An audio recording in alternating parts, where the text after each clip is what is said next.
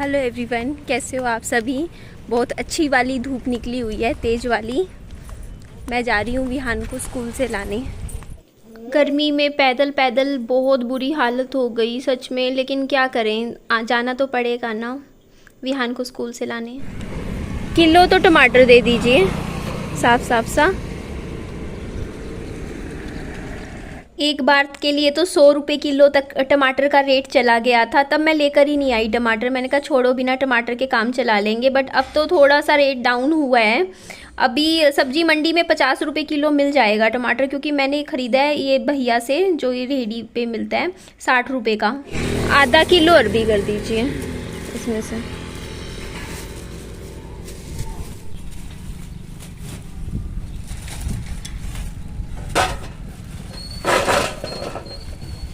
इसमें से पाइया शिमला मिर्च कर दीजिए। निकाल दीजिए कितना होगा पाइया में, देख लो।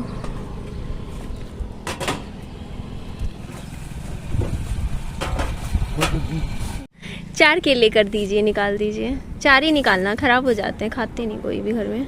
क्या काम करते हो? मैं वीडियो में मतलब ब्लॉग्स बनाती हूँ। हाँ, यूट्यूब पे, मतलब शॉपिंग की, इनकी चीज़ों की।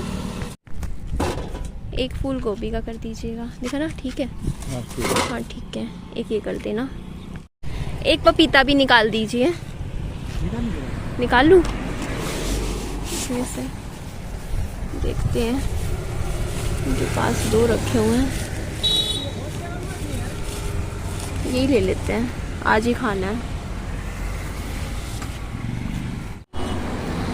पपीता निकाल दीजिए। ये कद्दू भी ले रही हूँ मैं, यहाँ भैया तोल रहे हैं। पपीता तो ख़त्म हो रखा था, केले भी थोड़े से ले लिए मैंने, बाकी टमाटर तो ख़त्म थे ही, घर पर थे नहीं। और बाकी 2-3 सब्जियां भी थोड़ी थोड़ी ले ली। एक फूल ले लिया गोभी का। ये टोटल कुल मिला के 280 रुपये की सब्जियां आई हैं, देख लीजिए आप। सब्जियां ले ली हैं 280 रुपये की। एक्चुअली मेरा प्लान था अभी सीधा सब्जी मंडी, यहाँ से ऑटो पकड़ के सब्जी मंडी जाती, वहाँ से सब्जियां लाती। फिर मुझे भैया दिख गए रास्ते में, तो इन्होंने मुझे अपना नंबर भी दिया, क्योंकि ये हमारे एरिया में आते हैं, लेकिन मुझे पता नहीं चलता। बोलते कॉल कर लिया करो, हम बता देंगे किस टाइम आते हैं। क्योंकि अब ये है ना कि 40-50 रुपये तो ऑटो के ही लग जाते हैं अभी मंडी जाती मैं। और फिर जल्दी भी थी, विहान को भी पिक करना है, आपको पता ही है, तो इसीलिए मैं यहीं से ले लेते हैं। एक्चुअली मैं थोड़ा सा कोशिश कर रही हूँ सब्जियाँ वगैरह इसीलिए ला रही हूँ, ताकि विहान के टिफ़िन में थोड़ी वैरायटी जाए। एक्चुअली आज मेरी स्कूल में मैम से बात हुई, तो ना वो विहान के लिए कह रहे थे कि ना विहान को ये रोटी पराठा थोड़ा कम दिया कीजिए, वो खाता नहीं है, उसे पसंद नहीं है। तो मैं अब समझ नहीं पा रही हूँ। देखो ना, मैं तो इतनी सब्जियां खरीद के लाई थी कि बच्चे को अच्छी सब्जियों के साथ पराठा रोटी दिया करूँगी। अब मुझे यही नहीं समझ में आता बच्चे को दूँ क्या कि वो अच्छे से खुश होके खा भी ले। तो यहाँ पे चलो अब इसको लेके चलते हैं घर। गर्मी बहुत ज़्यादा हो रही है, ऊपर से कद्दू इतना भारी है ना, इसमें बहुत भारी हो गया है पैकेट। नहीं, ये क्या है? केला है, केला है, केला है बेटा, साफ है। देखिए ना, हमारी ज़िंदगी में एक मुसीबत ख़त्म नहीं होती लाइफ में, और एक और शुरू हो जाती है। मम्मी के तेज़ बुखार हो रखा था, तो मैंने मम्मी को दवाई दी पैरासीटामोल की। तो मैंने पीछे रूम में, मैंने कहा मम्मी आराम से पंखा चला देती हूँ, आराम से लेट जाओ आप, जितना आराम करोगे उतनी जल्दी आप रिकवर करोगे। मैं तो कह रही थी मम्मी को कि हॉस्पिटल चलते हैं, डॉक्टर को दिखा लो, आपके फीवर है। मम्मी बोलते आज देख लेती हूँ मैं, क्योंकि एक दिन आराम करके देख लेती हूँ दवाई लेके, अगर आराम पड़ जाता है तो ठीक है, नहीं तो फिर हॉस्पिटल चलेंगे। मम्मी मेरे को बोलते कि मेरे को तो लग रहा है मेरे डेंगू हो गया है। मैंने कहा क्यों मम्मी, आप ऐसे क्यों कह रहे हो? तो मम्मी, एक्चुअली हमारे पड़ोस में कई लोगों के डेंगू हो रखा है, बहुत गंदा डेंगू फैला हुआ है, 2-3 पड़ोस में लोगों के डेंगू हो रखा है। और फिर हमारे यहाँ पे भी मैंने आपको बताया था, मेरा जो पहला वाला घर है ना, वहाँ डेंगू का मच्छर है, मैंने खुद देखा है, मुझे पहचान है डेंगू के मच्छर की। और जब मैं जाती थी ना वहाँ एडिटिंग वगैरह करने, तो वहाँ अंदर कमरे में ना पीछे वाले रूम में बहुत मच्छर है, मोटा मोटा सा। तो मैंने मम्मी को मना किया था, और एक तो लाइट नहीं है, एक तो लाइट भी नहीं है और फिर मच्छर काट गया, और मम्मी के मन में ये चीज़ आ गई। तो मैं यहाँ मम्मी के लिए चाय बना रही थी। मैंने इसमें इलायची और थोड़ी सी तुलसी भी ऐड करी थी। एक्चुअली जो मैं चाय ला रखी हूँ ना, उसमें सब कुछ मिला हुआ है। वो दूसरी वाली चाय है, वो ताज वाली, उसमें सारा कुछ आता है मिला हुआ ऑलरेडी। तो यहाँ पे देखो, मैंने बढ़िया सी चाय के साथ में 4-5 मम्मी को बिस्किट दे देती हूँ। ये देखो इस तरीके से, तो मम्मी का जल्दी से जल्दी मम्मी भी रिकवर कर जाएं, ठीक रहेगा। तो ये देखिए, मैंने चाय के साथ बिस्किट मम्मी को जाके दे के आती हूँ। तो पता ही नहीं क्या हो रखा है ना।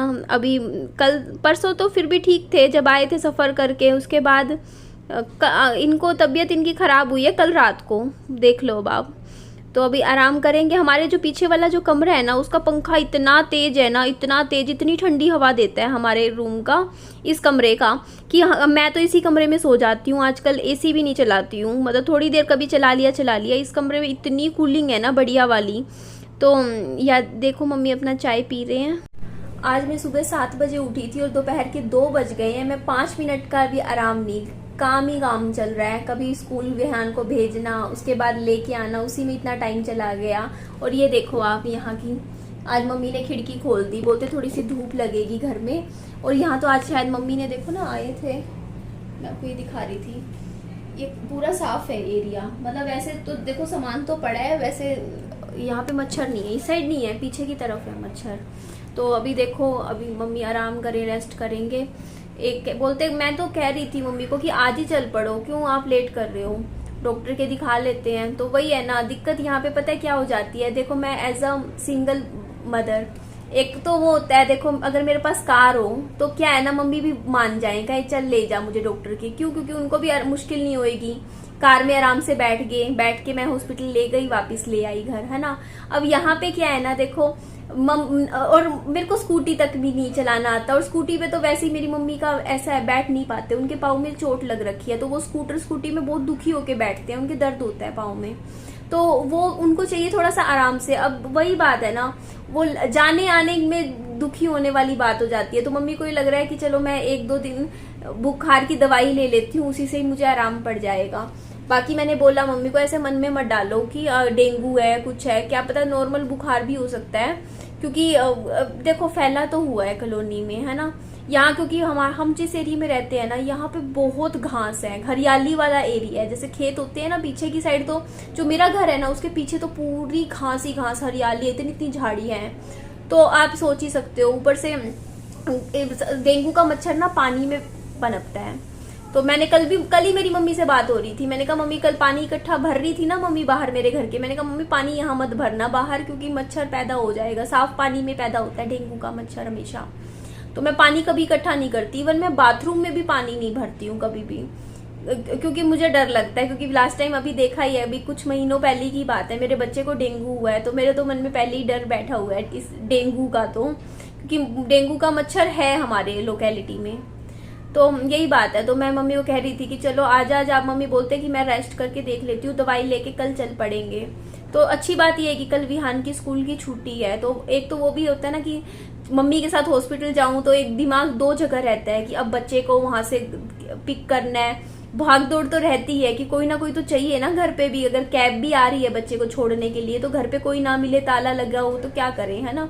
सब कुछ देख के चलना पड़ता है। और दूसरी बात, मैंने आज एक कम्युनिटी पोस्ट लगाई थी, देखो मैं यहाँ पे फोटो भी दोबारा लगा दूंगी। मैंने ये बात बताई थी कि मेरे इस पाँव में, देखो मैं आपको बात बताती हूँ, मेरे साथ ना ये 2-2.5 साल से काफी टाइम से हो रहा है, मुझे ये नहीं पता कब से हो रहा है, लेकिन बहुत टाइम से। देखो इधर खिड़की बंद हुई है अभी, इसीलिए अंधेरा हुआ है। होता क्या है मेरे साथ कि मेरे ना नील पड़ जाता है पाँव में, कभी इधर, मतलब अलग अलग जगह पे, ठीक है। और मैं हमेशा यही सोचा करती थी कि मुझे चोट लगी होगी और मुझे पता नहीं चला होगा। मैं सच में हमेशा मेरे माइंड में भी यही चीज जाती थी। आपके कमेंट आ रहे थे ना कि आपकी चोट लगी होगी, लेकिन इस बार मैं 100% श्योर हूं कि मेरे कोई चोट नहीं लगी, मेरे कुछ भी नहीं हुआ, मेरे को नहीं हुआ। अगर मुझे होता, मैंने बहुत ध्यान से इस चीज को समझा, मैंने याद भी किया, मैंने कहा नीति याद करते हुए कुछ लगाओ, कुछ भी नहीं लगा मेरे अपने आप होता है ये चीज, अपने आप मेरे क्या होता है ना, नील पड़ जाता है पाँव में, जैसे इधर ऐसे, जैसे चोट लग रखी है, उसको छूते हैं तो लगता भी है, जैसे थोड़ा हल्का सा फील भी होता है।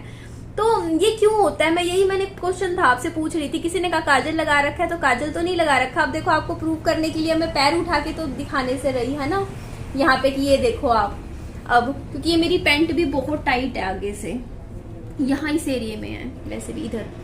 तो मैं यही बात बोल रही थी, आप मेरी बात सुनिएगा। मैंने फोटो लगाई थी तो आपके कई अलग अलग कारण आ रहे थे कि ना, ये किसी ने तो मुझे बोला कि ऑक्सीजन की कमी से होता है, कि अगर मान लो आपकी वेन्स को ऑक्सीजन नहीं मिल रही तो वो ना क्या होता है, नील पड़ जाता है उस एरिया में। तो मुझे नहीं पता क्या कारण हो सकता है, मे बी कोई छोटा सा ही कारण हो। और मुझे ऐसा लग रहा है कि हो सकता है मे बी शायद आयरन की कमी से हो रहा है मुझे ये। क्योंकि मैंने एक ना, जब मेरे हेयर फॉल हो रहा था, बाल झड़ रहे थे मेरे, तब मैं डॉक्टर के पास ना, सर ने मेरा एक फेरेटिन का टेस्ट करवाया था जो मेरा लो था उस टाइम। सर ने कहा था आयरन की कमी है बॉडी में। तो मैंने उस टाइम 2-3 महीने आयरन के खाई थी सप्लीमेंट्स। उस टाइम 3 महीने मैंने रेगुलर आयरन लिया था। उसके बाद काफी महीने हो गए इस बात को, और मैंने फिर खाना छोड़ दिया आयरन। और मैंने कोई टेस्ट नहीं करवा के देखा कि मेरा अब फिलहाल कितना है आयरन लेवल बॉडी में। मेरे को लग रहा है कि शायद आयरन की ही कमी है, क्योंकि आयरन जो होता है ना, ये इन चीजों से थोड़ा सा लिंक होता है ना, आयरन का कनेक्शन है। आयरन का मतलब हो गया कि ऑक्सीजन, आरबीसी जो होता है ना, मतलब शरीर में, वो उसके लिए एक एज अ फूड का काम करता है आयरन, ऐसा कुछ। I hope so. इतनी साइंस नहीं पता मुझे, डॉक्टरी नहीं पढ़ी, कुछ अंदाजा लगा रही हूँ मैं भी। तो यही बात है कि इसका कारण ये हो सकता है। तो मैं थोड़ा सा रेगुलर 1-2 महीने आयरन के सप्लीमेंट्स लेके देखती हूँ कि आयरन रेगुलर खाऊंगी। बाकी देखो, ऑक्सीजन की कमी तो देखो, मेरे को सांस तो ठीक आता है। देखो, मुझे ऐसा सच लगता तो नहीं है कि ऑक्सीजन की कमी है। हाँ, मेरी सांस फूलती जरूर है, मेरे को हाफने लग जाती हूँ, वो बात है थोड़ा सा, मतलब एकदम से। बट पता नहीं यार क्या कारण हो सकता है। अभी कुछ टेस्ट तो मैंने करवाए थे, वो तो मेरे नॉर्मल थे, सारे टेस्ट मेरे नॉर्मल थे। बाकी उन रिपोर्ट्स को लेके डॉक्टर के पास मेरे को जाने का टाइम नहीं मिला। कितने दिन हो गए, अब देख लो, अब आपके सामने है।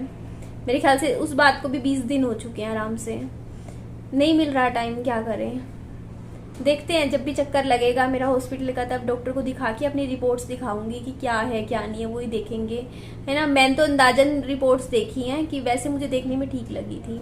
बाकी शरीर के अंदर क्या चल रहा है, क्या सिस्टम हो रहा है, हमें नहीं पता चलता। लेकिन हाँ, ये बात सच है कि बॉडी सिम्टम्स देती है। कोई भी बीमारी एकदम से आपके शरीर में नहीं पता चलती कि आपको लगे कि हाँ यार मेरे थायराइड है, मेरे ये दिक्कत है, XYZ।